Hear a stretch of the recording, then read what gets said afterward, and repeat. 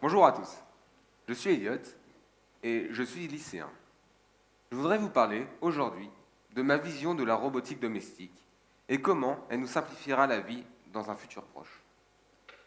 Ce qui m'amène à ce propos est une aventure qui m'est arrivée l'année dernière.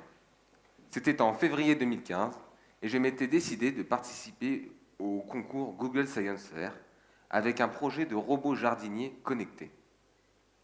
Cela m'a pris 3 mois pour réaliser ce projet, avec le profit de l'atelier familial et de la bienveillance de mon entourage. La tâche était énorme, et c'était, pour moi et pour mes proches, un vrai tourbillon. J'étais parti sur l'idée de remplacer toutes les tâches répétitives du jardinage par un jeu sur smartphone en vrai. C'était pas gagné. Il me fallait remplacer le binage, l'arrosage, le repiquage que faisait quotidiennement mon voisin retraité Georges pour avoir de si beaux légumes. Ensuite, il m'a fallu démontrer que c'était faisable. Parce que l'idée, c'était quand même d'aller faire un petit tour en Californie, chez Google, à Mountain View. J'ai vraiment pu compter sur mon entourage. Je suis allé voir des ingénieurs en robotique. Un centre de recherche m'a aidé à réaliser certaines pièces.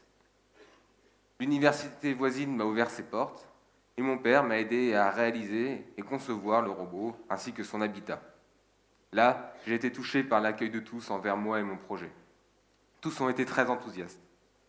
Ma mère et ma sœur ont semé des dizaines de petits pots de graines de salade, tomates, de carottes pour mes essais. Ma grand-mère a chronométré le temps qu'elle passait quotidiennement dans son jardin pour enrichir mon étude.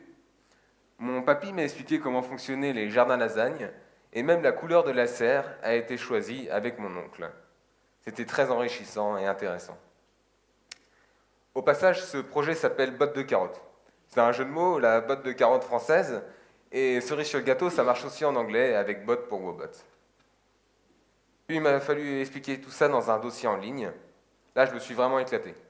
Google demandait des informations très précises et complètes, un vrai dossier de recherche. J'ai fait des vidéos, des diaporamas et des rapports d'expérience. Et puis ce fut le grand soir. Un soir de juin, j'étais devant un PC avec ma famille et Google diffusait la liste des 90 finalistes. Quand j'ai vu mon nom à côté du drapeau français, j'ai été hyper content et ému. J'étais qualifié. Ça a été pour moi le début d'une grande aventure qui me mena jusqu'à un jury de scientifiques en Californie, à Mountain View. Mais d'abord, j'ai été contacté par le concours Lépine européen. J'y ai présenté botte de carottes. C'était une sorte de baptême du feu. Il ne marchait pas trop bien, mais l'accueil des gens fut très chouette et mon robot plaisait. Et puis, je suis parti pour la Californie, pour 5 jours, avec mon père. Tout fut pris en charge par Google. Les finalistes internationaux furent accueillis dans un bel hôtel, où les organisateurs avaient installé un crashpad, un lieu où on pouvait discuter, manger, se détendre et échanger. J'ai rencontré des gens très sympathiques, même si on devait discuter via l'intermédiaire des interprètes que Google avait engagés pour nous. Les 2 jours suivants ont été studieux. Dans une sorte de grand hall, 20 stands présentaient les innovations des 20 finalistes. J'ai présenté botte de carottes devant un jury composé de Googleurs, de scientifiques de chez National Geographic, de journalistes de Scientific American, d'ingénieurs de chez Virgin Galactic ou encore de créateurs de chez Lego Education. Sonia, l'interprète française, m'a beaucoup aidé, contrairement à mon père qui était en visite avec les autres parents à Santa Cruz. Google souhaitait en effet éloigner les potentiels coachs. Puis ce fut la soirée de la remise des prix, retransmise en direct sur Internet. Ce fut super et puis très simple à la fois. Sergey Brin, le cofondateur de Google, était présent avec ses enfants. Et il était en Bermuda et en Crocs. Et puis je suis revenu des États-Unis avec une belle coupe, celle du prix Incubateur, un prix qui récompense les travaux scientifiques prometteurs et la ferme intention de ne pas m'arrêter là. Google m'a également offert le mentorat de Steven, un roboticien ultra costaud. Il enseigne la robotique à l'université d'Oslo et travaille pour Google sur le projet Tango. Chaque mois, on s'appelle sur Hangout pour échanger sur mes projets de robots. Et c'est une vraie chance de connaître Steven. Il est très fort et toujours de bons conseils. Il a également travaillé sur le robot Curiosity. De mon côté, je continue à développer mon robot, mais j'ai également plein d'autres idées pour robotiser notre quotidien. Je pense que l'époque dans laquelle nous vivons est propice à la robotique domestique. La technologie est descendue dans les maisons. Je suis lycéen, depuis peu, et j'ai à ma disposition des moyens de création inimaginables il y a encore 30 ans. Je peux programmer mes Legos.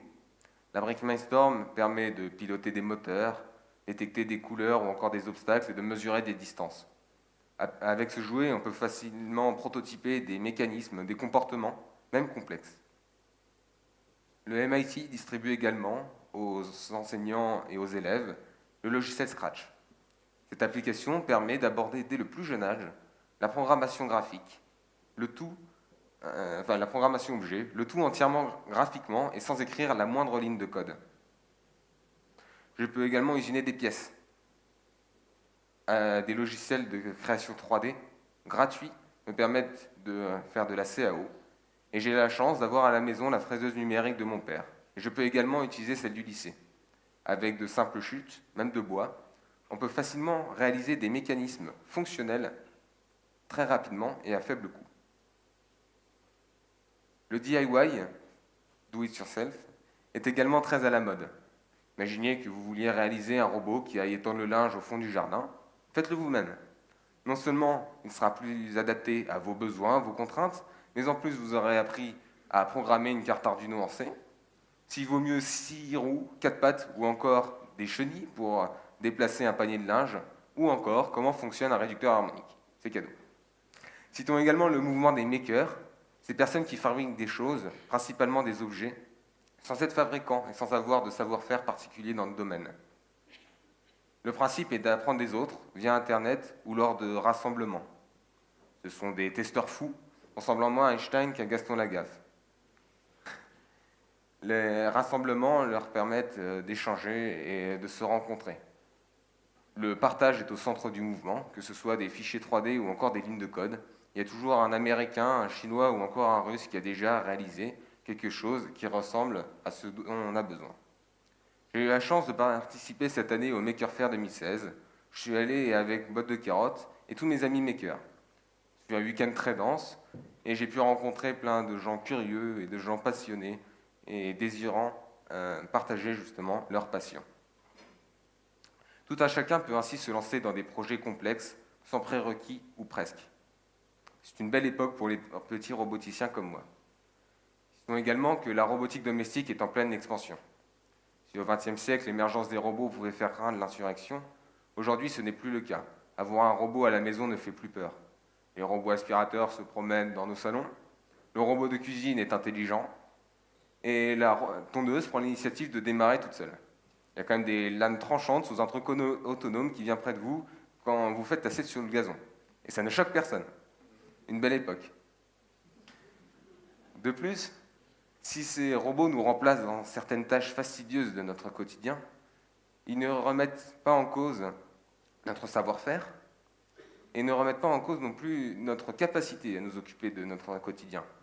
Prenons par exemple l'exemple de votre robot de cuisine.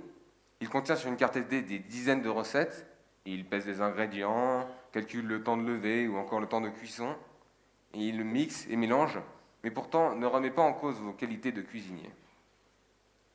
La robotique domestique est un sujet d'avenir, c'est sûr. D'abord parce que ça ne crée pas de chômage. Personne n'embauche quelqu'un pour arroser ses 4 malheureux pots de fleurs. Mais un robot pourra le faire, et en plus en profitera pour surveiller l'appartement pendant vos vacances. En somme, c'est le tracteur agricole qui crée du chômage, pas parotte pote. De plus, tout reste à faire. C'est l'heure des pionniers. Si les technologies nécessaires existaient déjà il y a 15 ans, c'est maintenant que la révolution arrive. Pour conclure, si les drones militaires font la guerre, les robots industriels remplacent les ouvriers, les robots domestiques, eux, n'offriront que plus de temps pour nous occuper des choses qui ont vraiment de l'importance. Merci.